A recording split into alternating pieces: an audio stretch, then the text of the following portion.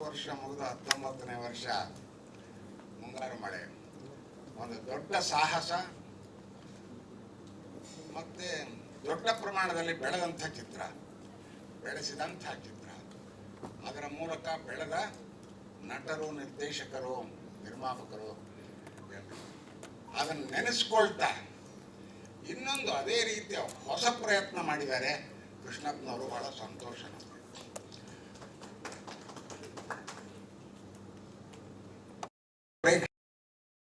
ಒಳ್ಳೆಯ ಸಿನಿಮಾ ಬರುತ್ತೆ ಅಂತ ಸತ್ಯಜಿತ್ ರಾಯ್ ಅವರು ಹೇಳಿದ್ದು. ಒಳ್ಳೆಯ ನಿರ್ಮಾಪಕರಿದ್ದಾಗ ಒಳ್ಳೆ ಸಿನಿಮಾಗಳು ಬರುತ್ತೆ ಅನ್ನೋದು ಕೂಡ ಸತ್ಯ. ಅದಕ್ಕೆ ಉದಾಹರಣೆ ಕೃಷ್ಣಪ್ಪನವರು. ಅವ್ರಿಗೆ ಸರಿಯಾದ ಸಾಥ್ ಸಿಗಬೇಕು, ಅದು ಬಹಳ ಮುಖ್ಯ. ಅಂತ ಒಬ್ಬ ಸಾಥ್ ನಮ್ಮ ಯೋಗರಾಜ್ ಭಟ್ರಲ್ಲಿದೆ. ಹೊಸ ರೀತಿಯ ಯೋಚನೆ ಮಾಡೋದರೊಳಗೆ ಯೋಗರಾಜ್ ಭಟ್ರು ಎತ್ತಿದ ಕೈ.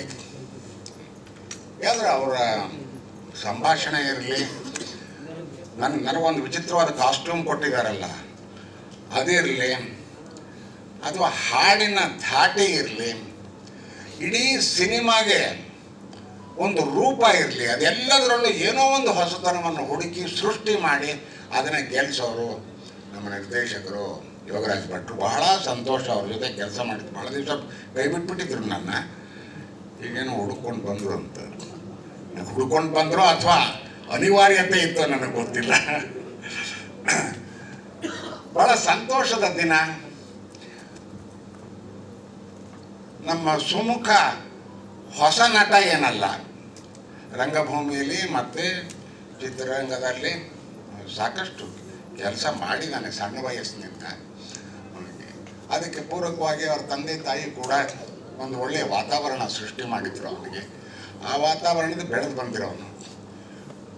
ಫಿಸಿಕ್ಸ್ ಟೀಚರ್ ಅಂತ ಹೇಳಿ ಒಂದು ನಿರ್ದೇಶನವನ್ನು ಮಾಡಿ ಗೆದ್ದ, ಅದರೊಳಗೆ ಪಾತ್ರವನ್ನು ಮಾಡಿದ್ದ. ಆದರೆ ಪ್ರಮುಖವಾಗಿ ಒಂದು ಇಡೀ ಚಿತ್ರರಂಗ ಜುಮ್ ಅಂತ ಅನ್ನಿಸ್ಕೊಂಡು ಎದ್ದು ನೋಡುವಂಥ ಒಂದು ಪಾತ್ರ ಅವನಿಗೆ ಬೇಕಿತ್ತು. ಅದು ಇಲ್ಲಿ ಸೃಷ್ಟಿಯಾಗಿದೆ, ಅವನಿಗೆ ಸಿಕ್ಕಿದೆ. ಅದನ್ನು ಅದ್ಭುತವಾದ ರೀತಿಯಲ್ಲಿ ಬಳಸ್ಕೊಂಡಿದ್ದಾನೆ.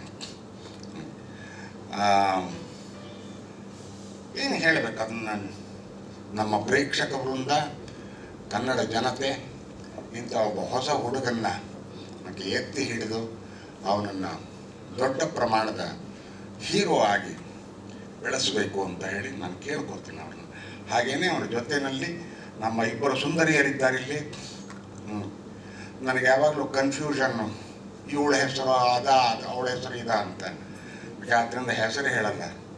ಇಬ್ಬರು ಬಹಳ ಚೆನ್ನಾಗಿ ಶೆಟ್ರು ಅಂತಾರೆ. ಶಿಲ್ಪಾ ಶೆಟ್ಟಿನೋ ಇದನ್ನು ಕೊಟ್ಟಿಲ್ಲ.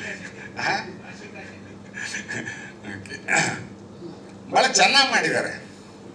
ನಮ್ಮ ಜೊತೆಯಲ್ಲಿ ನೋಡಿದಾಗ ಹೊಸಬರು ಅಂತ ಅನಿಸಲ್ಲ. ಒಬ್ಬರೇನೋ 2-3 ಸಿನಿಮಾದಲ್ಲಿ ಮಾಡಿದ್ದೀರಲ್ವಾ.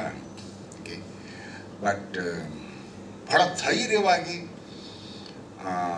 ಭಾಳ ಮುತುವರ್ಜಿ ಇಟ್ಟು, ಸಾಕಷ್ಟು ಶ್ರಮ ವಹಿಸಿ, ಆಮೇಲೆ ಇದು ಫಿಸಿಕಲ್ ಶ್ರಮ ಕೂಡ ಇದ್ದಂಥ ಸಿನಿಮಾ ಇದು. ಓಕೆ, ಅವೆಲ್ಲವನ್ನು ಭಾಳ ಚೆನ್ನಾಗಿ ನಿಭಾಯಿಸಿದ್ದಾರೆ ನಮ್ಮ ಇಬ್ಬರು ಸುಂದರಿಯರು. ಅವ್ರಿಗೂ ಕೂಡ ನಾನು ಶುಭ ಕೋರ್ತೇನೆ. ಇವತ್ತಿನ ದಿವಸ ಸಂಗೀತಕ್ಕೆ ಪ್ರಾಮುಖ್ಯತೆ. ಸಂಗೀತ ನನಗೆ ಅಷ್ಟೊಂದು, ಅದು ಬಹಳ ಹೈಲಿ ಟೆಕ್ನಿಕಲ್. ಒಂದು ಸಿನಿಮಾದಲ್ಲಿ ಸಂಗೀತ ಯಾಕೆ ಬೇಕು ಅಂತ ಯಾರು ಕೇಳಿದರೆ ಅದಕ್ಕೆ ದೊಡ್ಡ ಸಿಂಪೋಸಿಯಂಗಳಾಗಿವೆ, ಸೆಮಿನಾರ್ಗಳಾಗಿವೆ.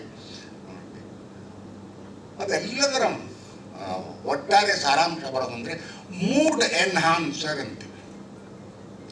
ಒಂದು ಸಿನಿಮಾಗೆ, ಒಂದು ಸನ್ನಿವೇಶಕ್ಕೆ ಒಂದು ಮೂಡನ್ನು ಕ್ರಿಯೇಟ್ ಮಾಡಿ, ಆ ಕ್ರಿಯೇಷನ್ ಮಾಡಿದ ಮೂಡನ್ನು ಎತ್ತಿ ಹಿಡಿಯೋದಿದೆಯಲ್ಲ, ಎನ್ಹಾನ್ಸ್ಮೆಂಟ್, ಅದು ಒಂದು. ಇನ್ನೊಂದು ನಾಸ್ಟಾಲ್ಜಿಯಾ, ಒಂದು ಹಿನ್ನೋಟವನ್ನು ಕೊಡುವಂಥ ಶಕ್ತಿ ಇರೋದು ಸಂಗೀತಕ್ಕೆ. ನಾನು ಬಹಳ ಹಳೇ ತಲೆಮಾರಿನ ಸಂಗೀತ ಪ್ರೇಮಿ. ಅಂದರೆ ನನಗೆ ಸಂಗೀತ ಅಂದ ತಕ್ಷಣ ಪಂಕಜ್ ಮಲ್ಲಿಕು ಮತ್ತು ಯಾರು ಇನ್ನು ಹಿಂದೆ ಅಲ್ಲಪ್ಪ, ನಮ್ಮ ಛೇ ಏನು ಹಿಂಗಾದ್ರೆ ನಾವು ಭಾಳ ಇದಕ್ಕೆ ಬಂದು ಇನ್ನು ಹಿಂದಕ್ಕೆ ಹೋಗ್ಬೇಕು ನೀವು. ಹೇಳ್ತೀನಿ ಅಲ್ಲ, ಪಿನಾಕ ಗೀತ್ಮಾಲನಲ್ಲಿ 8 ಗಂಟೆಗೆ ಇದು ಬರ್ತಿತ್ತಲ್ಲ, ಒಂದು tribute to this man Saigal. ನನಗೆ ಸ್ವಲ್ಪ ಕಿವಿ ಮಂದ ಅಲ್ಲ, ಸೈಗಲ್ ಸಾಂಗ್ ನನಗೆ ಯಾವಾಗಲಾದರೂ ಅಳಬೇಕು ಅಂದಾಗ ಅವರ ಹಾಡು ಹಾಕ್ಕೊಂಡು ಕೇಳ್ತೀನಿ ನಾನು. ಅಳುವಂಥದ್ದು ಅಂದರೆ ಹಾಡು ಅಲ್ಲ, ಆ ಅಳುವಿನಲ್ಲಿ ಒಂದು ಸಂತೋಷ ಇದೆ, ಆ ಮ್ಯೂಸಿಕ್ನ ಎಂಜಾಯ್ ಮಾಡುವಂಥ ಇದು. ಹಾಗೆ ಕ್ಯಾ ಮೈನೆ ಕಿಯಾ ಆ ಒಂದು ಹಾಡು ಕೇಳಿದಾಗೆಲ್ಲ ನನ್ನ ಕಣ್ಣಲ್ಲಿ ನೀರು ಬರುತ್ತೆ. ಅದು ಸಂಪೂರ್ಣ ನನ್ನ ಯಾವುದೋ ಒಂದು ಬೇರೆ ಎತ್ತರಕ್ಕೆ ತೊಗೊಂಡೊಟ್ಟೋಗುತ್ತೆ ಅದು. ಕ್ಯಾ ಮೈನೆ ಕಿಯಾ ಕ್ಯಾ ಮೈನೆ ಕಿಯಾ ಮುಜುಕೋ ಖಫಾ ನೆನಪರ್ತದೆ. ಈ ತರಹ ಇದು ನಮ್ಮ ಸಂಗೀತ ನಿರ್ದೇಶಕ ಅವರ ಜಾಗ ಇದು. ನಾನು ಆಕ್ರಮಿಸ್ಕೊಂಡಿದ್ದೀನಿ. ಒಬ್ಬ ಹುಡುಗನ ನೋಡದೇ ಇರಲಿ, ನಾನೇನು ಹೆಸರು ಕೇಳಿದ್ದೆ, ನೋಡಿರಲಿಲ್ಲ. ಈಗ ನೋಡಿದ್ರೆ ಯಾರೋ ಸಣ್ಣ ಹುಡುಗ ಅಂದ್ರೆ ಇವನೇ ಕಣ್ರಿ ಹಾಡು ಹಾಡಿರೋದು ಅಂತ ಅಂದರು. ನನಗೆ ಅದು ಜಗ್ಗ ಅಂತದ್ದು. ಓ ಎಷ್ಟಪ್ಪ ನಿನಗೆ ವಯಸ್ಸು ಅಂತ ಕೇಳಿದೆ. ಅಂತಂದ್ರೆ ಬೆಳೆದಿದ್ದಾನೆ. Okay, I am very happy. Okay, ಯಾರೋ ಹೇಳ್ತಾ ಇದ್ರು ಈಗ ಪುನೀತ್ ರಾಜ್ಕುಮಾರ್ ಇವ್ರನ್ನ ಕರೆಸಿ ಓಕೆ ಅವನ ಕೈಲಿ ಹಾಡು ಹೇಳಿಸಿದ್ರು ಅಂತ. ಒಂದು ಒಳ್ಳೆ ಪ್ರತಿಭೆ ಎಲ್ಲೇ ಇದ್ರೂ ಕೂಡ ಬೇರೆ ಬೇರೆಯವ್ರ ಕಣ್ಣಿಗೆ ಬೀಳ್ತಾ ಇರ್ತಾರೆ. ಅವರು ಸರ್ಟಿಫಿಕೇಟ್ ಇಟ್ಕೊಂಡು ಅಲ್ಲಿ ಇಲ್ಲಿ ಓಡಾಡಬೇಕಾದ ಅಗತ್ಯ ಇಲ್ಲ. ನಿಮಗೆ ಎಷ್ಟು ನೀಡ್ ಇದೆ, ಪ್ರೊಡ್ಯೂಸರು, ಡೈರೆಕ್ಟ್ರು, ಮ್ಯೂಸಿಕ್ ಡೈರೆಕ್ಟ್ರು, ಇವ್ರಿಗೂ ಕೂಡ ಆ ತರಹದ ನೀಡ್ ಇದೆ. ಹೊಸ ಒಂದು ವಾಯ್ಸ್ ಬೇಕು, ಹೊಸ ಒಬ್ಬ ನಟ ಬೇಕು ಅಂತ. ಅವೆಲ್ಲದರ ಸಾಕಾರ ಆಗಿದೆ ಈ ಮನದ ಕಡಲು ಸಿನಿಮಾದಲ್ಲಿ. ಭಾಳ ಸಂತೋಷದ ವಿಷಯ. ಹೊಸಬರಿಗೆ ಶುಭವಾಗಲಿ. ಕೃಷ್ಣಪ್ಪನವರು ಮತ್ತು ಯೋಗರಾಜ್ ಭಟ್ರು ಇವರ ಕಾಂಬಿನೇಷನಲ್ಲಿ ಇನ್ನೊಂದು ದೊಡ್ಡ ಚಿತ್ರ ಮೂಡಿ ಬರಲಿ.